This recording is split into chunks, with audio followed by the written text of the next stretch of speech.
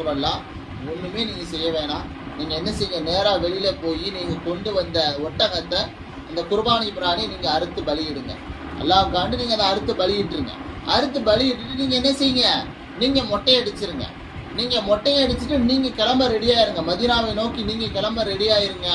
சஹாபாக்கள் உங்களை ஃபாலோ பண்ண ஆரம்பிச்சிருவாங்க. நீங்கள் பேசவே வேணாம், நீங்கள் இதை மட்டும் செய்யுங்கன்னு அழகான ஒரு ஆலோசனையை, அந்த பக்குவமான ஒரு அறிவை அவங்க வெளிப்படுத்துகிறாங்க.